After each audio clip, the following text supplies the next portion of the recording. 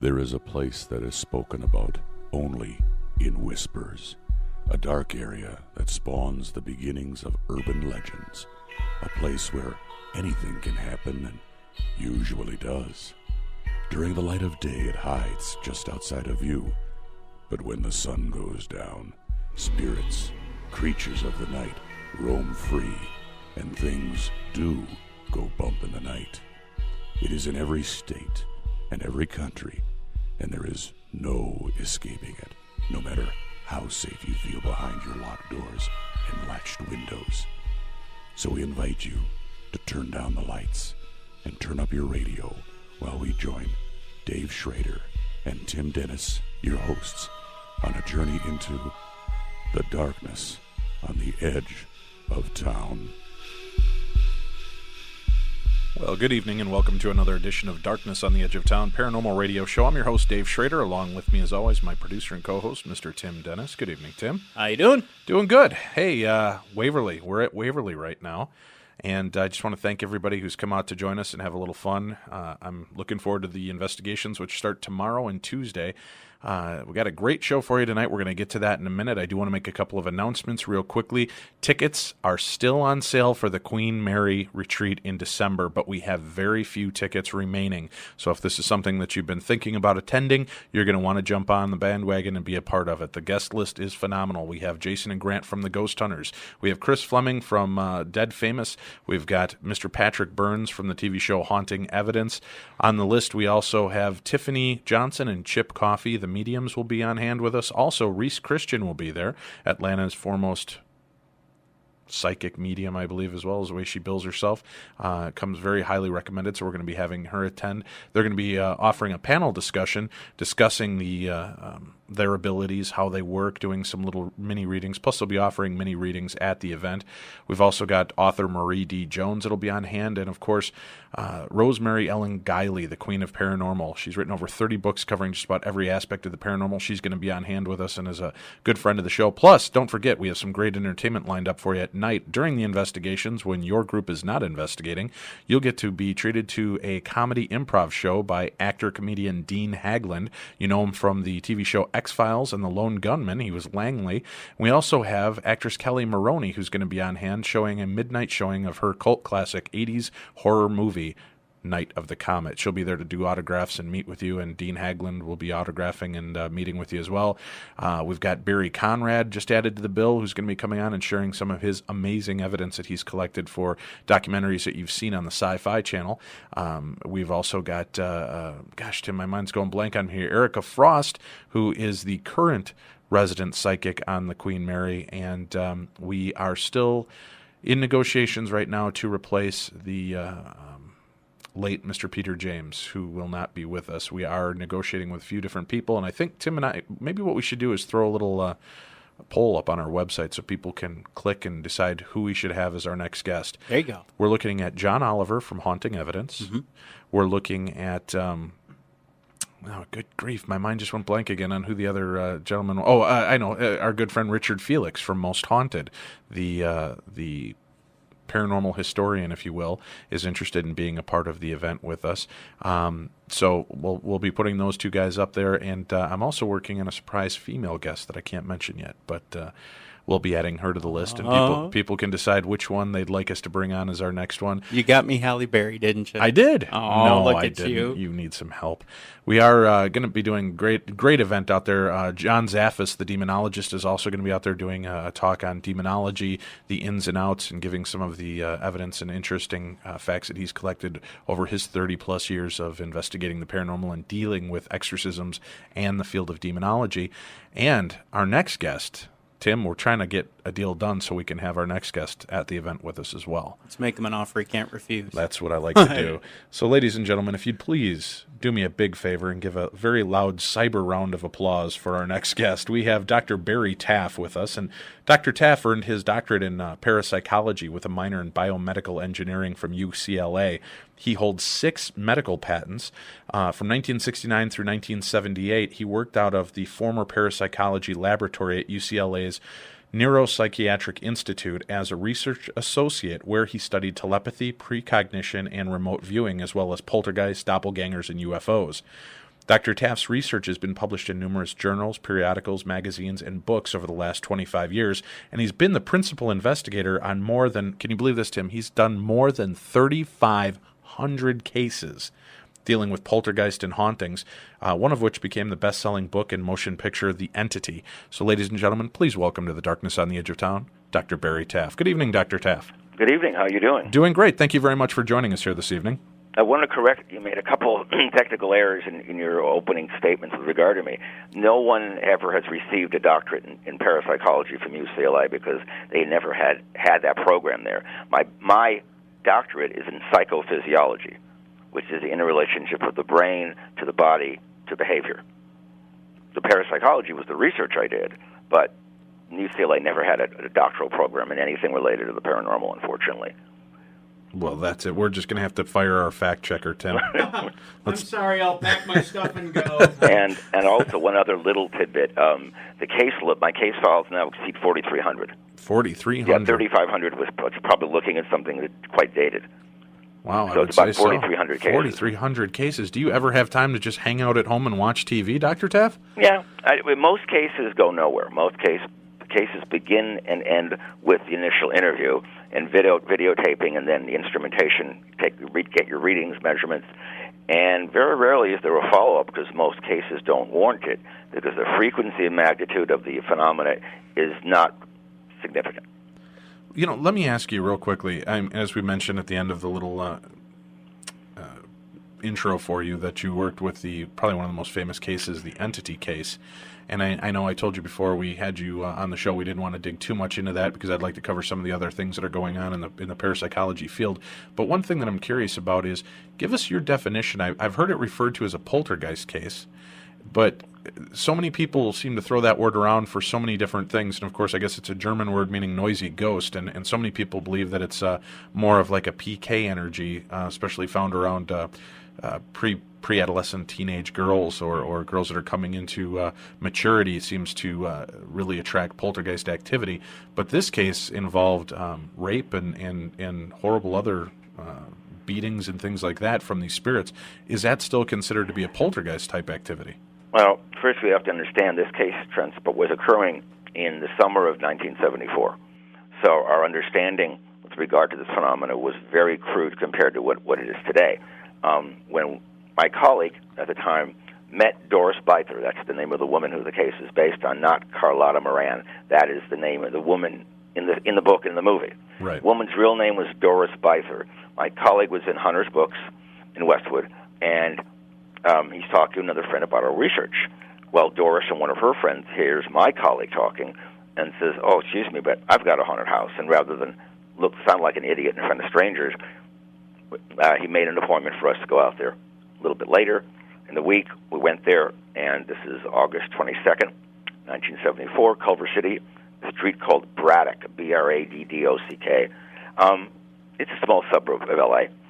We sitting down with her for an interview. The first thing she tells us, the very first thing is she'd been repeatedly sexually accosted, raped by an entity, by a spirit, a ghost, whatever.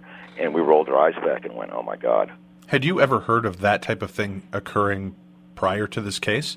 Well, if you look back into the anecdotal literature going back centuries, there are terms such as incubus and succubus, and supposedly spirits that sexually torment people in their sleep.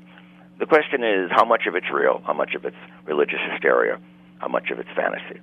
And right now, no one knows. But I'll tell you one thing.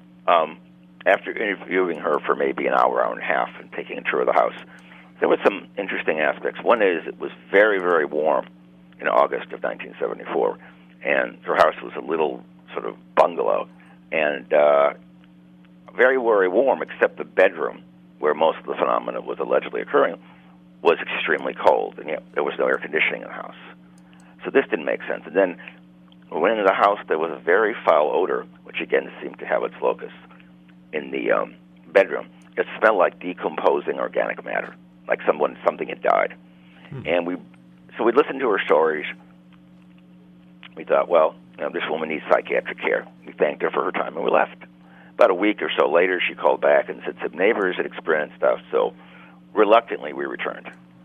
And we're interviewing her in the kitchen, and I think her eldest son, the lower cupboard door swings open, and a frying pan, a skillet, an iron skillet, flies out. It doesn't drop out. It flies out, taking a parabolic arc, hits the floor maybe 10 feet away. Wow. Well, no springs, no wires, no children in the cupboard. That was the beginning of an onslaught that evolved into a wide array of psychokinetic manifestations. Now, at one point, towards the end of the investigation, I don't have the date right in front of me, but we were all there, and we started seeing balls of light.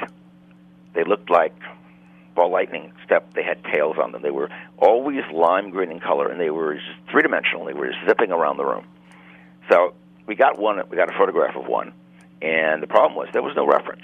How big is it? Where's it coming from, going to? It was totally in a vacuous region. So from that point on, we put up poster boards with duct tape on all the walls and the ceiling. Each board had a number. Each board had a magnetic orientation. So we saw more of the lights. We got one example of that photographically. Kodak Tri-X film pushed to 6400 ASA, and we had our flash filtered almost into the near infrared. And then another point, a couple weeks later, we're in the bedroom, about 25 of us, hot, and then it got real cold, and suddenly the lights coalesced in the corner of the room, and we could see from the waist up a large apparition of a man. You could see the shoulders, you could see the brow ridge, you could see the jaw, the chest, the arms, and it was dynamic, it was moving. And then, poof, just gone, again in lime green in color. And this was extraordinary. And two of my assistants, passed out. We heard a big thud. We thought, what was that? Looked down, and they were just laying there. They passed out from shock. Other instances, she called us not long after that one night, and she said that the poster boards had been torn down. Well, of course, she could have done that, even though she's a very, very small woman. Went to the house. They were indeed torn down, as was the plaster and the paint with it. And what do we do? At another point, candelabras flew at her. The fuse box was torn out of the wall and thrown at her. One point, before we came into the case, her son heard her screaming, came into the bedroom, and saw her being bounced around in the bed like a rag doll with this greenish thing around her. And he went to help it, and he was just thrown back into the wall like in the movie. And the movie really, in my opinion, didn't do justice to the case. The book was extraordinary. I mean, Frank DiFelitta did an extraordinary job on writing this. Unfortunately, the script was rewritten by the director, which is like, what else is new? Right. And what they showed looked more like tracer rounds, which, of course, is just not what we saw. And the apparition was not depicted accurately. However, with the assistance of my colleague, Barry Conrad, and one of our friends, he's a very gifted effects artist named Rod Matsui, we created our own version of what was observed, which I'd say is almost 100% accurate. This can be seen if you rent the Entity DVD. You can special feature section. Part of it's there. If you get Barry Conrad's show, it's called California's Most Haunted. There's a section which is specifically about the Entity case. Right, I just watched that last night, and I saw that, and I saw the footage of the character. That was very creepy. Right. Now, what's interesting, at one point, you got a picture of Doris cowering on her bed beneath these lights flying over. And the picture we got was even more spectacular than what we saw. This is before the apparitions appeared. And there's an arc of light framing Doris. Well, right behind her, the walls meet at a 90-degree angle. Well, had this been a projected light source, it would have been bent in accordance with the walls. Right. It was not. It was in free space. Another shot, when Doris had left the room, we saw two more arcs at 90-degree angles to each other, again in free space. The reason what we thought we got was the same way if you set up a camera and a telescope. If it isn't on a mount that tracks, that moves, you get streaks as opposed to just stars. Okay. This is what we thought we got. Our shutter speed was not sufficient. I think we were 1/60th of a second. We needed a faster shutter speed than that to freeze what we were observing. And what's the most impressive thing was she finally moved from Culver City to Carson We lost track of her for a couple months. We found her again. She was not exposed to the media. In those days, there was very little media compared to today with the internet and all the channels. Within weeks after she moved into a new place, phenomena began, not only in her home, but the homes flanking her. And no one knew who this woman was. We went to great lengths to prevent this, and for her own peace of mind, obviously. And things started happening, flying around, banging noises, lights. We were there a few months later, and we're sitting in the middle of the room. We put on this music that her son said would trigger the phenomena, which it did. And suddenly a vase flies into the middle of the room and shatters right in the middle of all of us. But it missed all of us, luckily. And then we had a voice-activated recorder, and it was going with a condenser mic. And whatever, we heard something approach the mic. Footstep, another footstep, and then it dragged. A footstep, then it dragged. It sounded like a B-horror movie from Universal in the 40s, like The Mummy. Right. And whatever it was, it shut off the recorder, which had never been shut off prior to or since then on any occasion by itself. So the fact that she moved, it followed her. Her and people around her, they come home, they find furniture moved, garbage dumped on the floor, dishware on the floor. It kept going and going. So she moved from there to San Bernardino. It followed her there. San Bernardino to Texas. It followed her there. We lost track of her. We really didn't have much to do with her again until the film came out in February of '83, and by that time it had all been ended. To her, obvious relief. Now, when these phenomena move with people, it may suggest, underline the word may, that we might be dealing with something a little more complicated than a poltergeist or psychokinetic manifestation.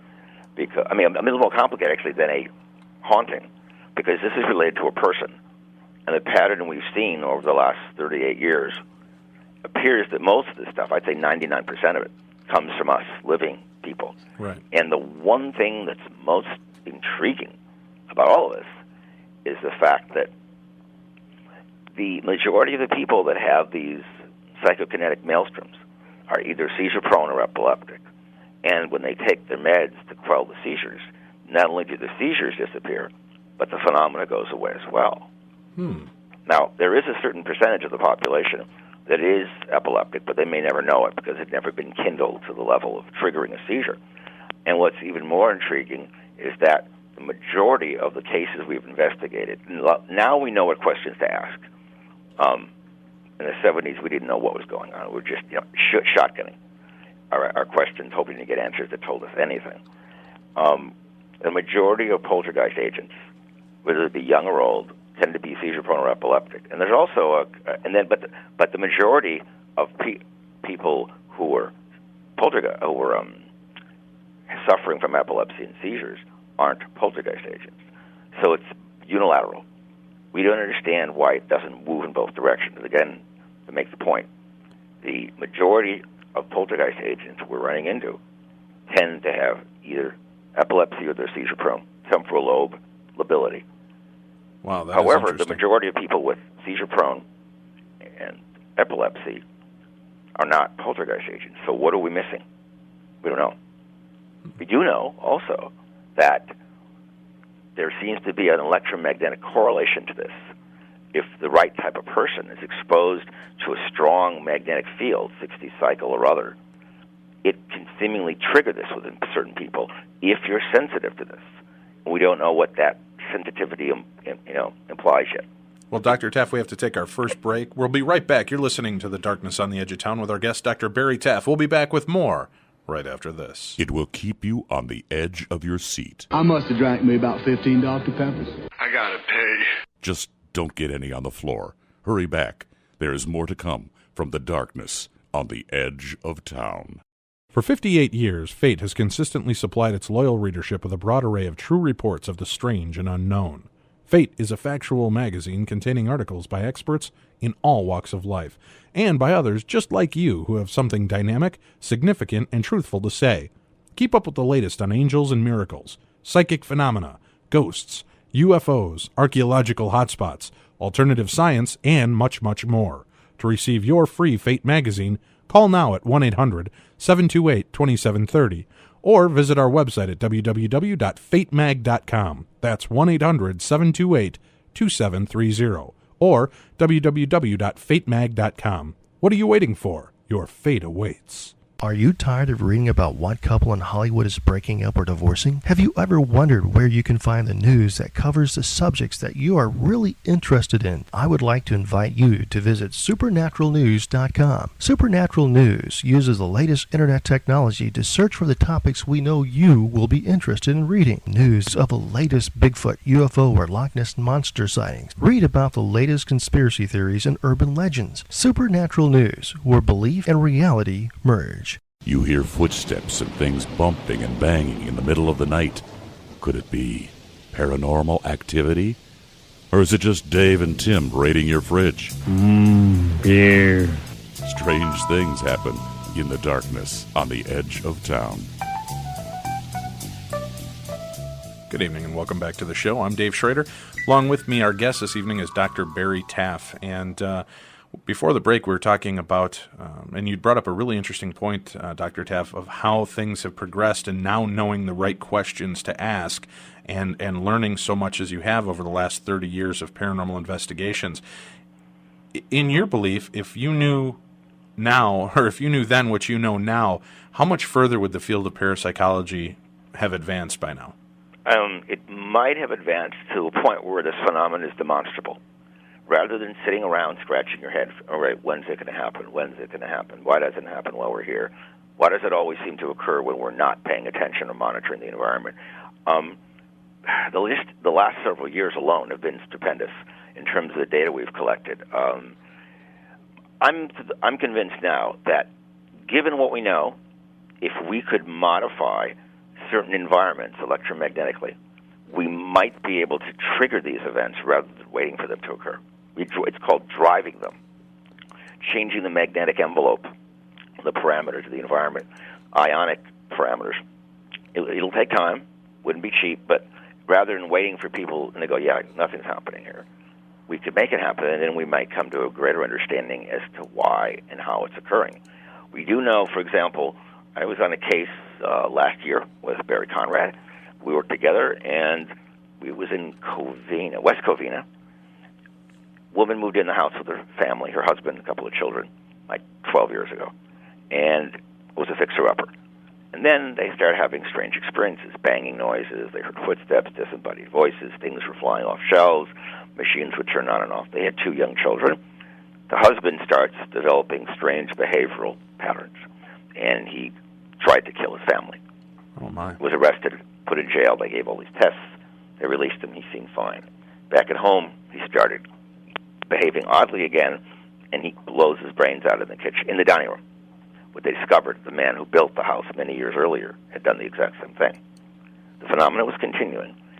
Now, we were there. We measured 60-cycle electromagnetic fields from bleeding wires and just poor insulation. The house was like being in a battery. Right. And if you feel sick, energy was so high, went over range. Our instruments weren't powerful enough to record it. It was over the range of our instruments. The worst part was the DC fields. They were about 40 cycles per second.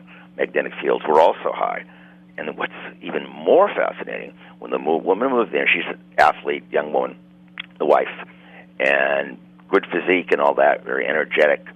She gets sicker. She got sicker and sicker. And guess what? She develops epilepsy. So again, the correlation between this phenomena and a neurochemical process in the brain, or neural. And I said to her, "Look, forget the phenomena. Get out of the house." She said, "Why? You think that what's here is going to hurt me?" I said, "I don't think that whatever the phenomena is going to hurt you, but I said the energy in the house will hurt you." So she moved. And it went away from... once you get epilepsy, it doesn't go away. I mean, you treat it. You treat the symptoms. Right. There's no cure for it. We had another case, began in July of 2005. Could I ask you real quickly, Sure. Dr. Taff, from what you just explained with the last case with the gentleman that tried to kill the family and then ended up coming back and killing himself, it almost sounds reminiscent of the famous Amityville horror case. Right. Do you think that there might have been something like that going along as maybe not so much paranormal, but perhaps bad wiring and a high electromagnetic field that might have been messing with their perceptions? All I know is, I met the Lutzes and Jay Anson right before the book came out. Okay. And I wasn't impressed with the case. I read the book. It sounded like a lot a hype. It was so far removed from what's really encountered by most people. It was kind of silly. And I said I remember we were doing a show here at CBS in LA about it with Mario Machado, and he asked what I thought of this, and I said, I'm not impressed. I said, this is too much smoking, too much drinking, a lot of fantasy. There might have been something there, but not at the level that it was described. There was retroactive investigations done by parapsychologists on the East Coast, and they couldn't validate one event discussed in the book. So that, as far as behavioral things, I mean, there are people who are very sensitive to electromagnetic fields. Such in high-intensity fields can make these people sick, can act as an irritant to the central nervous system. Whether that will lead to paranormal events depends on things we don't clearly understand yet. Isn't there, and help me if I mispronounce the name, isn't there a doctor, I think it's Michael Persinger? Persinger, right. Right, he's been doing experiments with stimulating the temporal lobe. Correct. To see if you can stimulate the brain to have paranormal experiences, but aren't they finding with that type of research that they think it's more just misfirings of the brain causing hallucinations? Well, there is a substantial body of evidence from Persinger and others that if certain people are in these highly charged magnetic environments, they can experience both visual and auditory hallucinations. It will affect their behavior, their sleep-wake cycle, circadian rhythms, everything. The question is, just because we can fake something technologically, like just because we can make a movie about going to the moon or Mars, doesn't mean we never went to the moon with the Apollo project. So that's faulty logic. Anything can be simulated today, can be manufactured artificially. Sure. That doesn't mean that the real event doesn't occur. Just we have another way of creating it that doesn't involve the processes we're trying to understand here. Well, what I always thought was interesting with those experiments, I know he only had, what's it called? It was like the happy helmet or something they called it, right? Right. What I always thought was interesting is why not create two happy helmets, have people sitting next to each other stimulating their brains and see if they both see the same thing, or are they having totally separate, because according to their thoughts, it possibly was opening up a portal and allowing the brain, it was removing that trigger in our mind that blocks us from seeing the paranormal that's going on around us all the time. If there were two people there and they were both seeing the same creature from the corner coming towards them, that would be a lot more compelling evidence to me than they just both are having a bad acid trip, with this electronic stimulator going on the brain. I know what you're getting at, and you posed a very significant point. See, here's the thing. The bottom line with it is two things. One is there's no such thing as a collective hallucination. So you have a room with, let's say, 25 people, like in the entity case. Right. If this was something that was directly stimulating our brains to produce a visual hallucination, the probability of all of us seeing the same thing at the same time would be astronomical. Because there's variations in the way our bodies respond to these fields. If it was one person, well, who knows what the result. Right. But 25 people, no. Right, so you've never heard of an actual mass hallucination. I mean, not to be confused with mass hysteria, which one person starts getting agitated and then everybody kind of starts getting fearful and it's jumping, but not the mass hallucination theory. That doesn't hold water for you? Right. No. To bring this point home is this. The question, when people observe apparitions, not while they're sleeping, but when they're awake, and it's unexpected, it comes out of left field, so to speak, they observe them, are we seeing it? Meaning, are photons being emitted by whatever the source of this is that are entering our eye, that hit the retina, go to the optic nerve, and go to the occipital region of our brain? Or is our brain in some way being affected without going through the optic nerve in the eye? If it's the latter, we can't photograph something that's in the brain because there's no physical analog to it. Now, for example, photons are produced by electrons jumping from higher to lower orbits within atoms. That's how photons are produced. That's a process of excitation. A lot of things could be excited to emit light. The question is, are we seeing things that are always in the visible spectrum, or is it in the near infrared or the long wave ultraviolet? We don't know. And this stuff is too transient and evasive to really put a handle on yet, because we don't know exactly what's going on. All that we know is some people are dramatically affected by this, others are not. Do you think, if I could ask real quickly, Sure. with this, when you were mentioning earlier that some of the people that are prone to epilepsy seem to have a lot more of the poltergeist type activity around them, if we are truly all just energy-based beings and somebody's brain has got that capability to cause things to move, could that in fact then, if that person is hallucinating or not hallucinating but visually seeing this, and you're all in a clustered room, couldn't that create a form of a mass hallucination? Because if that person's brain power is capable of creating physical manifestations and things moving in front of you, couldn't it then affect your mental process and rationalization? Couldn't it be imprinting on your brain, allowing you to see what this person is seeing as well? Yeah, what I think you're describing is what might be called remote influence, where people can. They're like with the apparitions. There was a famous book written by a man named Tyrell called Apparitions. There were several types noted. One was telepathic, when someone is actually able to get into your brain with their brain and make you perceive something that's not physically there. The other is a crisis apparition, where you see a person's apparition, you know they're near death or they're in a crisis. You find out many days or hours later that's the case. That's intriguing. Then you have the post-mortem apparition, where the apparition, whoever that person is, has been dead for 48 hours at least, and you're unaware of it. So that brings in, I think we're looking at different layers of this stuff. It isn't all one thing or the other. Mm-hmm. But this case we are working on from July of 2005 until early this year in Beverly Hills in Bennington Canyon, it was literally a stone's throw down from where the Charles Manson, Sharon Tate murders took place. Oh, sure. 1969. Now, this particular property displayed the highest level of geomagnetic energy we've ever seen. So much so that about two-thirds of us who went to this house on numerous occasions became ill when we went there. And the symptoms were interesting. Headache, nausea, stomach problems, whatever your weak link is, that's where it would go.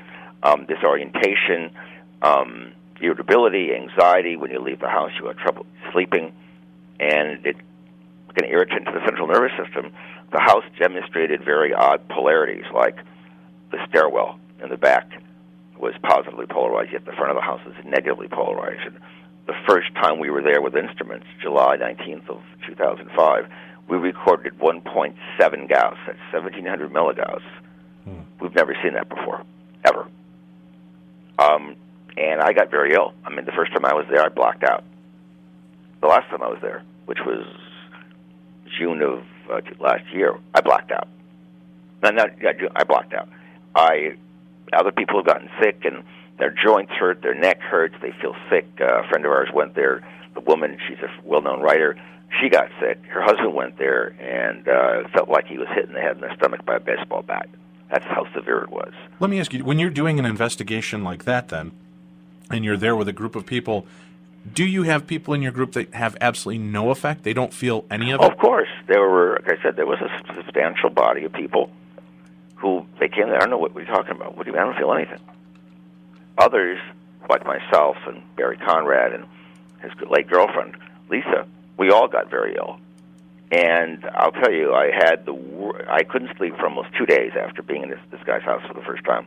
And I was very sick. The last time I was at the house, I think it was July 3rd of last year. I spent the next day in the ER here in L.A., the hospital. That's how sick I got. Why do you think that it's attributed to the fact that, or I should say, I guess, why do you believe that at the same location, you and I are standing side by side in this place, you're feeling nauseous, your head's hurting, you're seeing or hearing things, and I sense and feel nothing, and I'm not getting sick, and I don't see the apparitions, or I don't hear the groans or the walls scraping? That is the million-dollar question. Okay. Why is it that this affects some people dramatically and others not at all? We don't know. I remember one occasion we were there with a crew from Britain. It was Dead Famous, I think it was, and they wanted to conduct an experiment. I said, okay, I'll set one up. They arrived. What's the experiment? I go, I'll tell you when it's over. Well, the experiment was they didn't know anything about the house in terms of what it was doing to people. They were seven-person crew. All but one of them was sick within an hour. Wow. And Okay. displaying symptoms consistent with sensitivity to strong magnetic fields. Maybe this is why some people are sensitive to this and others are not, because their body, for some reason, resonates with that level of energy, while others go, "What are you talking about? I feel fine." The owner has really not slept well since he's lived there and has had chronic problems. But the question is, did he have these prior to living in the house? Or is the house exacerbating this? We don't know. But I'll tell you what's intriguing. We have the site of one of the most heinous murders in modern America, literally footsteps away. On the other end of it, we've got a honest-to-God geomagnetic anomaly site acknowledged by the U.S. Geological Survey. In the middle, we have apparitions, we have luminous anomalies, we have psychokinetic manifestations, things being thrown at people, we have reports, disembodied voices, and almost every time I was there, which exceeded 20 visits, something happened, which is almost unheard of. Well, that's unbelievable. Now, is that something that you guys are going to be releasing a documentary on as well? I don't know. The problem is I can't go back in that house because I can't afford to go to the hospital again. Right. My body's telling me it doesn't like the environment. We had another crew that came up there from KCOP, not last year, not Halloween of 2005. The cameraman got sick within minutes. They brought a remote truck, microwave truck. It electronically crashed in front of the house. Wow. To pick up a second truck and keep it away from the house. And the analogy I'll put forward is simple. In order for a boat to float, it needs water. Right. Maybe for these things to function in the world we understand, maybe it needs a certain type of geomagnetic environment that's a carrier. We don't know. Sure, well, that would make sense. It's like a tuner on a radio, right? You just need to have that at that point with the geomagnetic forces. It's in effect tuning in what's there. It's because, like we know right now, the radio signals we're producing are going to keep floating around forever. But if you can plug into them, you can listen to them again. So is this geomagnetic force creating the radio, if you will, or the movie screen for us to see the things that are there? Yeah, there's it's one time we were there with instruments, a storm front was approaching, and the electric field went from a few volts per meter to over several thousand volts per meter. That's when my skin started to burn. I go, that's it, I'm gone. Yeah, there is a point when you just have to say enough's enough, I would guess. Right, and on the last visit, we were there with Pat Wheelock from Beyond Investigations, great guy. He helped us setting up sensors, and at about 11:40 p.m., there was a major temperature drop on the third floor, which is the lowest floor. We go down there. I'm walking toward what we call the earthen wall room. There's just an open wall of dirt in there, but part of the hill, because the house is built up against the hill. And I took a step, and it felt like I stepped into a zero-G environment. I got nauseous, disoriented. I blacked out, fell, hit the wall, and my friend goes, "What happened?" I go, "I don't know." You take the compass in that room, a compass, and it just starts to spin. Take a compass in the stairwell. It points south. Then it starts to spin. Unbelievable. Objects that are not magnetic, aluminum, plastic, were manifesting magnetic fields. Don't ask me how, because I can't. This is the ultimate field laboratory for a parapsychologist. The problem is, unless I could develop a way to shield myself from this, I can't go back in that house again. Well, we're going to take our second break of the hour here, Dr. Taff. Stick with us, and all of you, please stay with us as well. You're listening to the Darkness on the Edge of Town Paranormal Radio Show. We're glad you're here with us. We're here every Sunday night from 10 o'clock till midnight Central Time. Please join us in our live chat just by going to darknessradio.com. Click on the Listen tab. You can listen to our show live there. You can also click on the Live tab.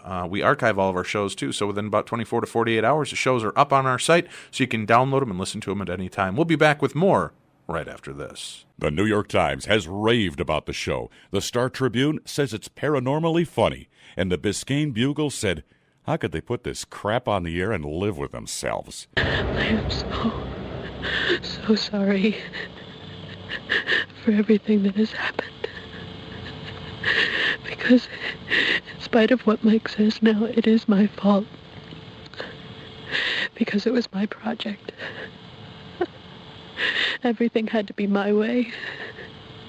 And this is where we've ended up. Stay tuned. There's more to come from the darkness on the edge of town. If you read Taff's Paramag every month, you'll be able to tell the difference between the absurd Could not go to work because Bigfoot stole my car. and the creepy. Taff's Paramag takes you where few would ever go on purpose. From exclusive interviews with the cast of The Ghost Hunters to the latest trends in technology in the field of the paranormal. To join our journey, order at taffsparamag.com.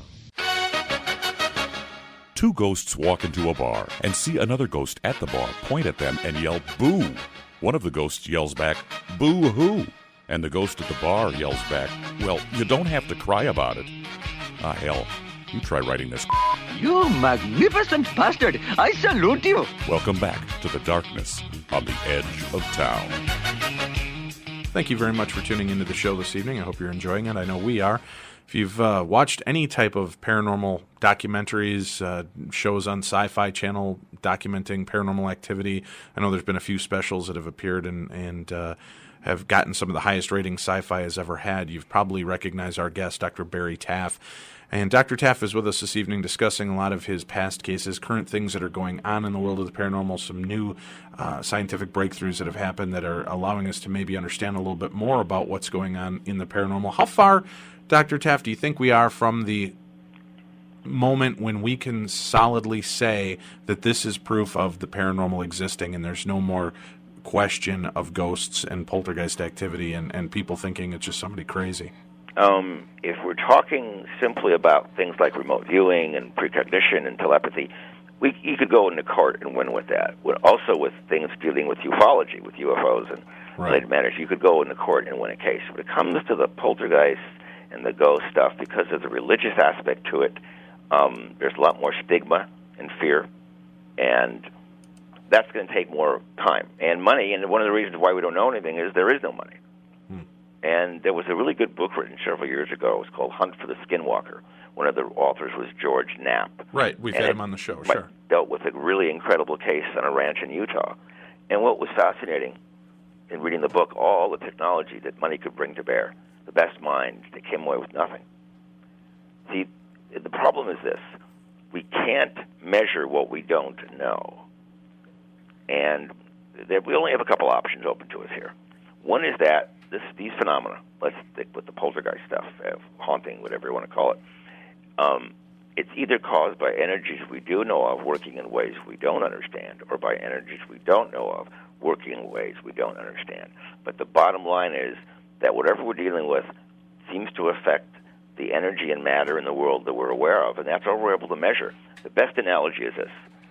We're measuring the wake of a boat as it moves through the water, but we're unaware of what the boat is. Okay. That's it, and that's the problem.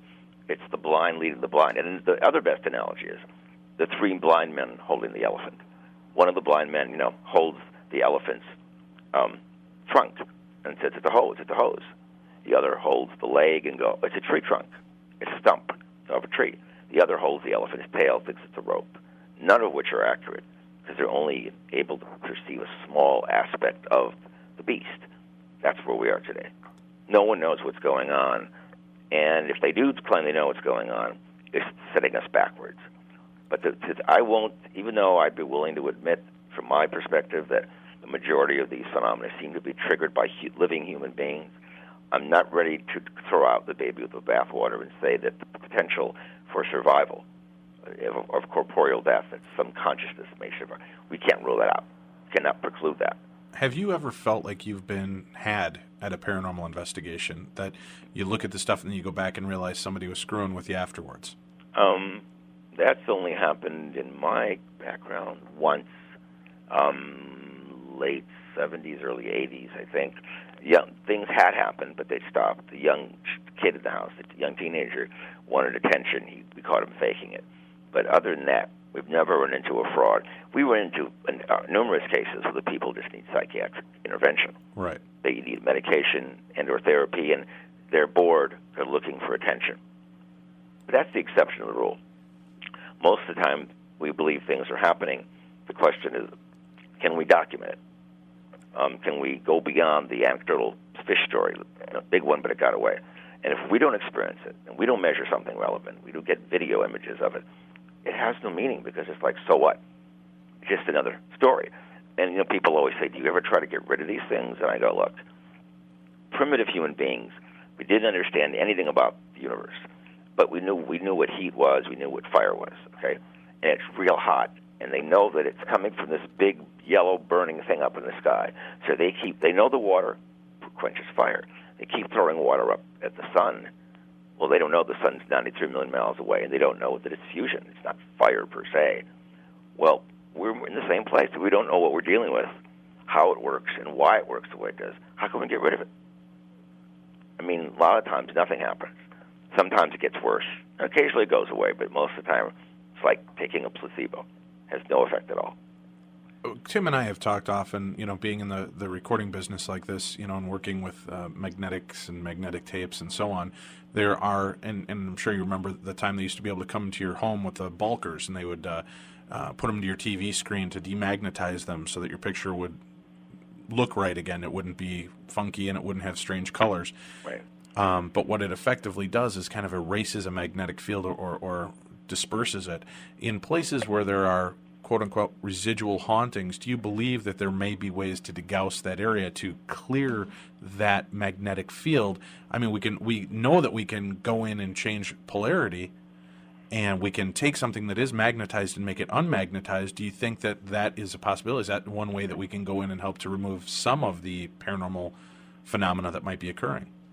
I mean, it almost be like degaussing something or grounding it. Right. Perhaps, and with respect to what your question was, the case San Pedro, which was Barry Conrad's video, an unknown encounter. Right. Long after Jackie Hernandez moved from her bungalow, we lost track of. It moved with her from San Pedro up to Weldon, which is in Kern County. It moved with her there. Barry was up there with one of our associates, and things kept happening. She came back down to San Pedro. More things were happening. And then we discovered that things were still happening in her old house as well.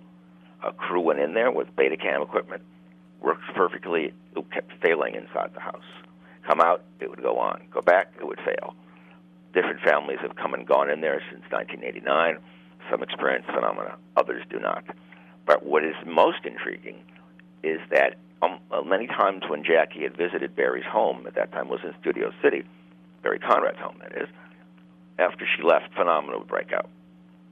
Well, do you think that if it truly is a magnetized field, we know that I can take, and I used to have one of those big magnets when I was a kid, I could take a paper clip which is not magnetized. I could rub it on the magnet for, even a minute, and then I could take it over and other paper clips would begin sticking to that paper clip, and it would cause its own magnetic trail.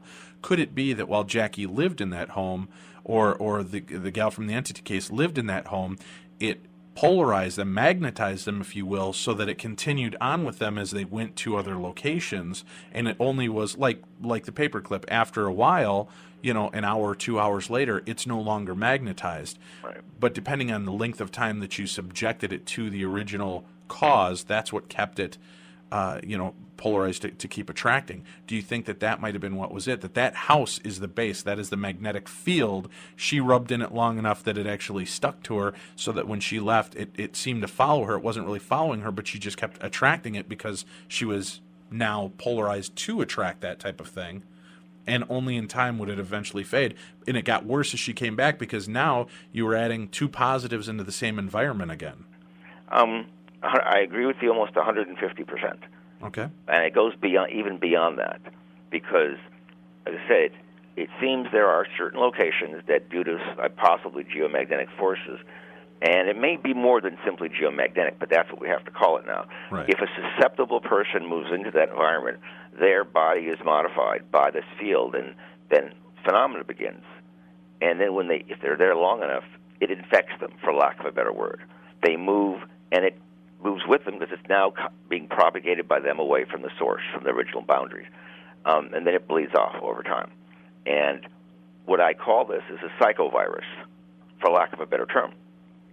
The analogy, again, your friend's family's sick. You go over there, you touch nothing, you're very careful, you don't eat or drink anything. You say hello, give your regards, you come home to your family. And then in a few days, you and your family are sick with the same thing they had. This may be the same thing, except that it's not a virus, but it has biological-like qualities to it, or properties. And,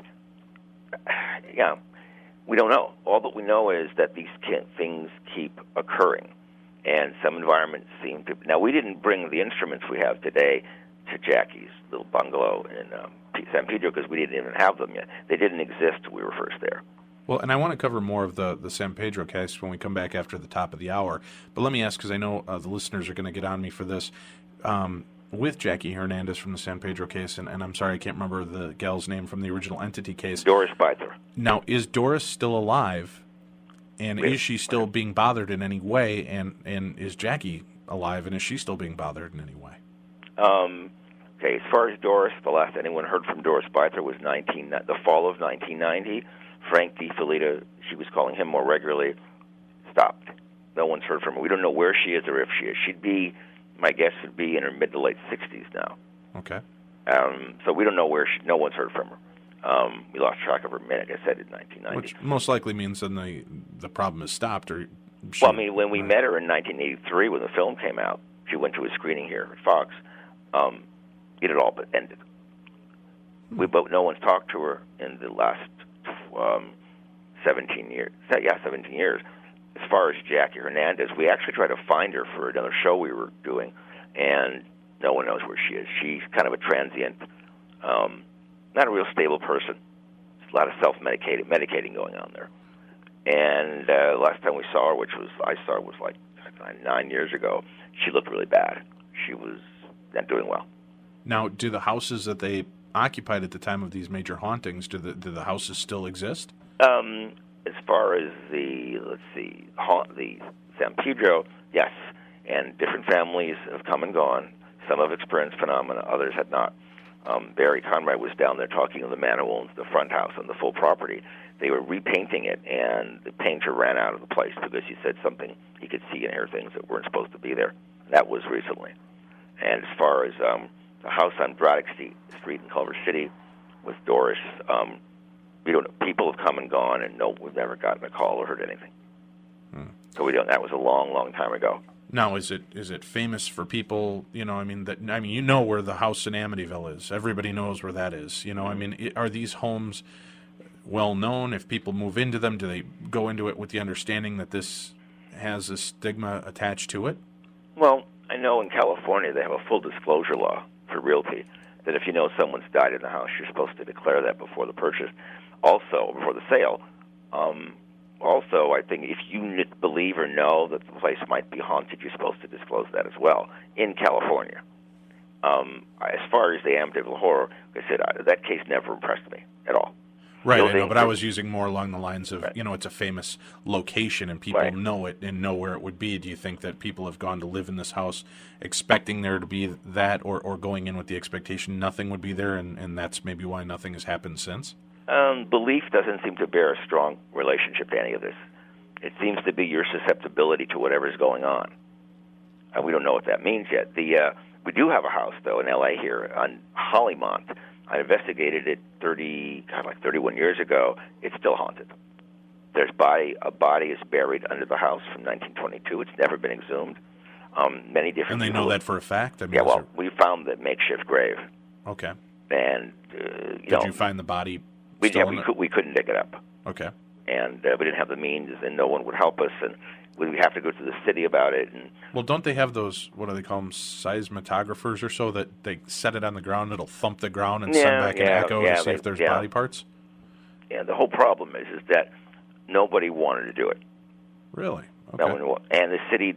I mean, it had to be done by the owner of the house. We were first there. He had no interest in doing it. It was in a tunnel that connected the several homes on the hill from the Prohibition era. Okay. And you don't bury people under your home. And we've had contact with the residents over many years of time. There have been many different people, and it's a very powerful drug area. So forget the ghosts. I'd be more worried about flying lead. Oh, you know what? I think I might have actually been driven past that on my last trip out to California. Is it kind of in a Up on a hill. Right, up on a hill, and it's kind of real skinny streets to get around behind there. Extremely. Okay, exactly. Then I think I have. I actually was driven past that house when I was out there. Yeah, my friend said, "Stop! I want to get out and take a picture," and then began to tell me that it was a really bad neighborhood and drug problems and shootings. And I said, "No, we're not stopping for a damn picture. Let's get rolling." Now, during the days, it's not a problem. At night, yeah, we were there at night. So yeah, and then we were doing a show with ABC in the late 90s, and we left letters in their mailbox that ABC would offer them good money to let us come in. They wouldn't do it. So, but different people. It's a very, very big house. I got to live in there for a couple of weeks in 1976. It was extraordinary. Well, do you think if people are, if it's been known to be a bad area and bad neighborhood, and especially if drugs are involved, do you think that the drugs involved could be part of what's creating more of the phenomena to continue there? No. My guess is if we went onto that property today, we'd find geomagnetic anomalies. Okay. Because living there was like being at the Disneyland of the dead. It was extraordinary. One thing after another. It just didn't stop. With these geomagnetic anomalies, though, is it kind of like a black hole for spirits? A spirit gets too close and it's sucked into this and it can't leave? Is that what your belief is? I have no idea. Just like I said, these environments may act as conveyances, or the same way a boat needs water to float. Maybe these things need a certain environment in order to function in our realm. All right. Well, we're gonna cut you short here real quick, Doc. We got to go to our top of the hour break. Everybody, you're listening to the Darkness on the Edge of Town radio show. Stick with us because we're coming back for the second hour with Dr. Barry Taff. And as you know, we don't usually compel with 2 full hours to one guest.